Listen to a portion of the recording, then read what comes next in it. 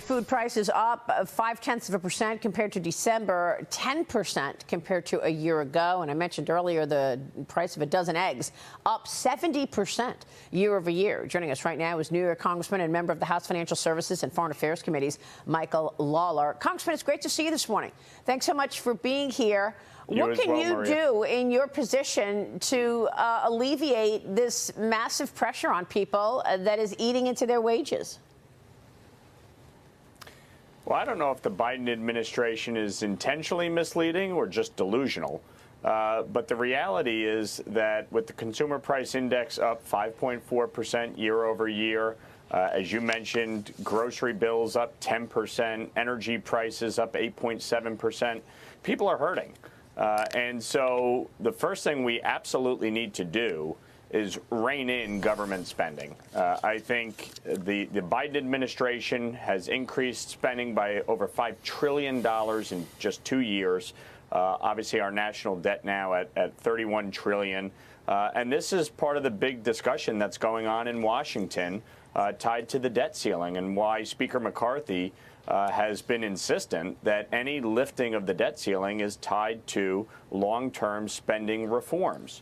And so we need to rein in government spending. But, you know, one of the things I talked about during the campaign is the need to increase domestic production of energy. Yeah. If we're going to bring down costs, we need to increase energy production here in the United States. We cannot be relying on foreign governments, especially as we see the crisis going on with China and Russia, the Russian invasion in Ukraine.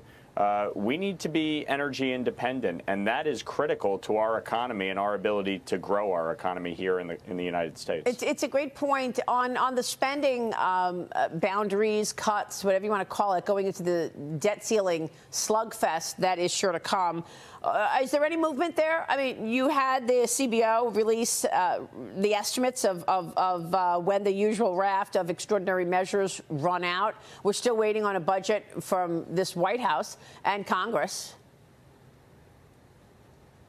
Yeah, look, I think obviously, as is often the case in Washington, things move at a snail's pace. But you know, I do think there has been some progress. Obviously, Speaker McCarthy went to the White House a few weeks ago, sat down with the president, and our conference has been very unified on this point.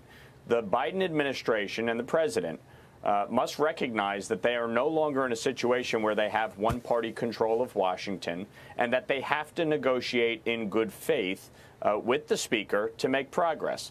As I've said from the very beginning, we are going to lift the debt ceiling. We are going to pay our previous debts incurred. But we must have spending reform tied to it. And if you look historically, any major spending reforms have occurred in concert with lifting the debt ceiling, and including in 2011 when Joe Biden was vice president of the United States and negotiated on behalf of the Obama administration to do just that. Right. So this is nothing new, and I think the president needs to come to the table in good faith so that we can do the business of the American people and move forward. Lee Carter. So, Congressman, the American people agree with you, right? They are concerned about the inflation. They're concerned about the economy. They're concerned about spending. And yet, when it came to the midterm elections, Republicans didn't have the surge that they expected in many ways because what we heard from voters was that they weren't sure that Republicans had a plan to do anything different. So can you tell me, outside of cutting spending, what is it that the American people can expect from Republicans to do to improve the economy, to improve inflation, that they can start feeling some relief immediately? Well, we're already doing it. You know, the first bill we passed was to eliminate the 87,000 new IRS agents and employees. Yep.